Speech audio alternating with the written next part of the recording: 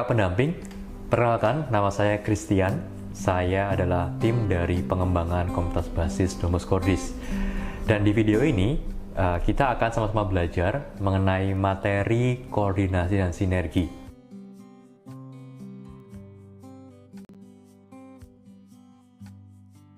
Materi ini mau bertujuan membantu teman-teman pendamping untuk bisa mengkoordinasikan dan mensinergikan program-program yang akan dibuat dalam pendampingan dengan baik, terutama memberikan perspektif baru supaya kita bisa bersinergi untuk pendampingan orang muda yang lebih baik lagi. Sebelum berbicara lebih jauh mengenai materi koordinasi dan sinergi ini, saya mau menyampaikan satu pertanyaan kepada teman-teman pendamping. Menurut kalian, siapa yang bertanggung jawab dalam pendampingan orang muda? Saya menduga jawaban yang terlintas di pikiran teman-teman semua adalah mungkin kebanyakan akan menjawab soal komisi kepemudaan, atau mungkin terlintas 1-2 orang tertentu di institusi, di komunitas kalian yang bertanggung jawab terhadap pendampingan orang muda ini. Tidak salah juga, tapi saya mau mengajak kita semua untuk berpikir sedikit lebih luas dan menarik sedikit lebih ke belakang lagi soal pendampingan orang muda. Kita mau kembali kepada pertanyaan ini. Orang muda itu sebenarnya milik siapa sih? Kalau kita mau renungkan lebih dalam, kita akan sampai pada kesimpulan bahwa sebenarnya orang muda adalah milik gereja. Dan satu hal lagi, saya mau mengajak teman-teman untuk memikirkan lagi atau merefleksikan lagi tujuan kita mendampingi orang muda itu apa.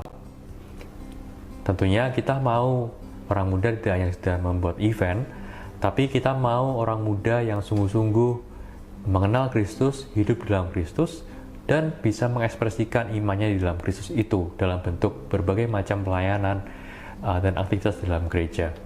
Jadi kalau kita mau refleksikan dengan benar, dengan baik, maka kita tahu bahwa orang muda itu adalah milik gereja. Orang muda bukan hanya milik sebuah komisi, atau orang muda hanya milik segelintir orang yang bertanggung jawab atasnya. Dan supaya pendampingan iman orang muda itu bisa sangat-sangat maksimal, maka supaya orang muda bisa sungguh mengenal Kristus, hidup dalam Kristus, maka butuh peran serta seluruh komponen elemen di dalam gereja, di dalam paroki, atau di dalam komunitas teman-teman pendamping, di dalam institusi teman-teman pendamping, sehingga pendampingan orang muda itu bisa berjalan dengan baik. Sebagai contoh, kita ingin orang muda yang bisa mengenal kitab suci misalnya. Apakah kegiatan kitab suci itu ada dalam komisi kepemudaan? Biasanya enggak. Biasanya kitab suci ada diurus oleh komisi kerasulan kitab suci.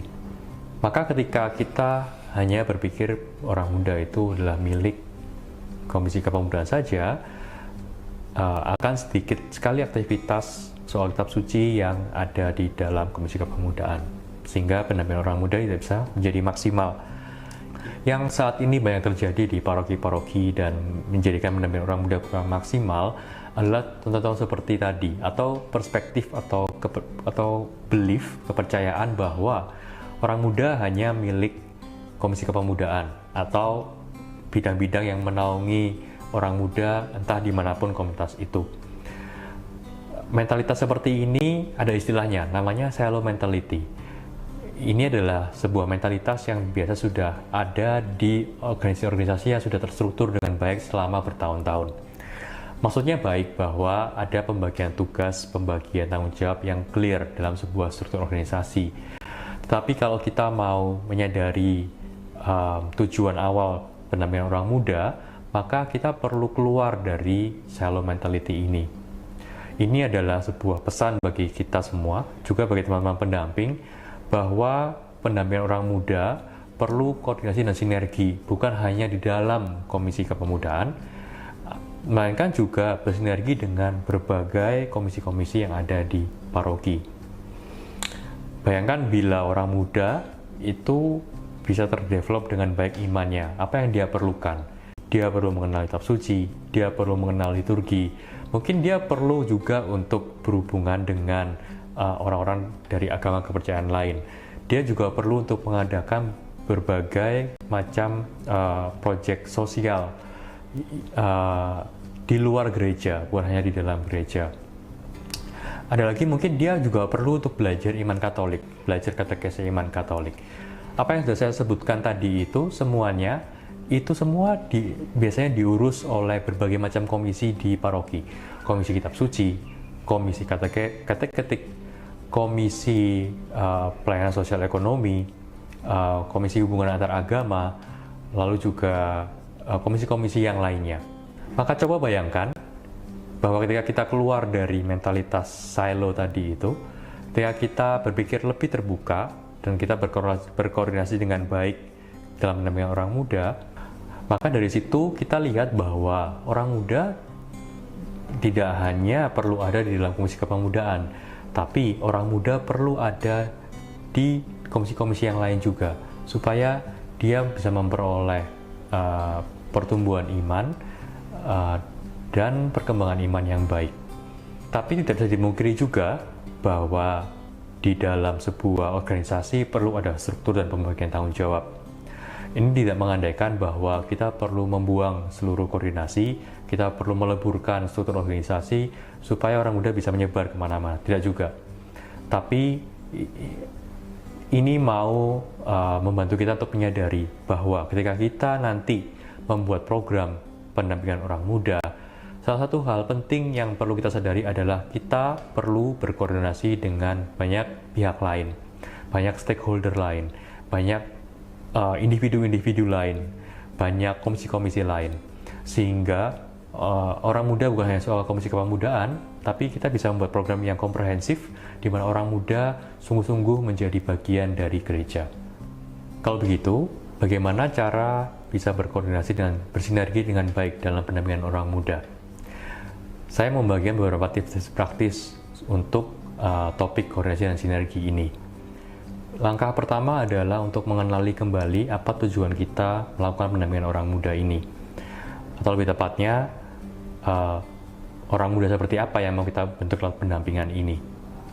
Mungkin kita mempunyai tujuan atau rencana bahwa orang muda di paroki ini mau menjadi orang muda yang satu, mengenal Kristus lewat kitab suci misalnya, dan setelah itu mereka bisa aktif berkarya di dalam pengajaran-pengajaran kitab suci. Saya ambil contoh seperti itu. Maka dengan mengidentifikasi tujuan ini dengan jelas, dengan detail, dengan baik, kita bisa tahu kepada siapa sajakah kita perlu untuk berkoordinasi dan bersinergi. Maka yang pertama, tujuan kita perlu clear. Teman-teman pendamping bisa menanyakan lagi atau berdiskusi dengan tim. Apa tujuan pendampingan orang muda ini? Yang kedua, ketika tujuan itu sudah bisa teridentifikasi dengan baik, maka saya yakin bahwa teman-teman pendamping bisa melihat ketika penyusunan program-program mana yang akan dijalankan, dan komisi-komisi mana yang bisa diajak berkolaborasi. Individu-individu atau komisi-komisi yang bisa diajak bersama, misalnya Romo Paroki atau komisi kateketik dan komisi-komisi lainnya. Teman-teman perlu terus terbuka dan mengingat bahwa ini bukanlah hanya tanggung jawab komisi kepemudaan saja. Ini adalah tanggung jawab bersama sebagai sebuah gereja, maka selalu terbuka untuk melihat potensi-potensi kolaborasi yang bisa terjadi di dalam gereja maupun dengan pihak-pihak di luar gereja. Yang ketiga, setelah teman-teman pendamping bisa mengidentifikasi siapa saja yang akan diajak berkolaborasi, maka langkah ketiga adalah untuk mulai berkomunikasi dengan mereka. Sampaikanlah visi misi dan rencana-rencana pendampingan orang muda dengan jelas dan dengan inspiratif, sehingga komisi-komisi yang lain ini pun dan pihak-pihak ini pun merasa mau bekerjasama dan mendukung langkah-langkah ini. Karena saya yakin bahwa semua orang yang melayani di gereja itu mempunyai niat dan intensi yang baik. Dan ketika mereka mendapat kesempatan untuk bisa berkontribusi dengan sesuatu yang baik, dalam sesuatu yang baik, maka saya yakin mereka akan terbuka untuk bisa bekerja sama. Setelah itu, mulai membicarakan planning detailnya. Bagaimana kolaborasi bisa berjalan. Buatlah sebuah kesepakatan bersama mengenai apa saja yang akan dilakukan, batasan-batasan yang akan dilakukan oleh setiap komisi atau individu, tanggung jawab apa yang harus dilakukan oleh Komisi Kepemudaan dan komisi-komisi lain yang diajak untuk bekerjasama. Dengan membuat perjanjian seperti ini, kesepakatan-kesepakatan seperti ini, batasan-batasan yang tertulis seperti ini, dan paling penting adalah buatlah setelah tertulis, maka kedua belah pihak bisa melanjutkan dan menjalankan kerjasama itu dengan lebih baik. Yang kelima, setelah semua kesepakatan dan perjanjian dan batasan-batasan sudah dibuat secara tertulis, maka dijalankan dengan baik, dan dalam tahap ini komunikasi perlu dijaga. Komunikasi akan membantu koordinasi bisa berjalan dengan lancar, sehingga minim gesekan-gesekan, konflik, dan sebagainya yang bisa menghambat jalannya program. Demikian langkah-langkah sederhana soal koordinasi dan sinergi. Saya mau mengingatkan lagi bahwa orang muda adalah milik gereja. Orang muda bukan hanya milik satu komisi, dan orang muda butuh partisipasi dari seluruh komisi maupun pihak-pihak baik di dalam dan di luar gereja supaya bisa memperoleh pendampingan dan pertumbuhan iman yang maksimal. Kuncinya adalah dari dalam koordinasi dan sinergi yang baik. Maka sebagai seorang pendamping, sebagai tim pendamping, mari kita mau membuang semua perspektif-perspektif lama kita, dan kita mau berkoordinasi dengan baik dengan seluruh pihak yang berkepentingan supaya menghasilkan orang-orang muda yang sungguh-sungguh mengenal Kristus, hidup di dalamnya, dan menjadi berkat bagi gereja dan sesama. Terima kasih, sampai jumpa.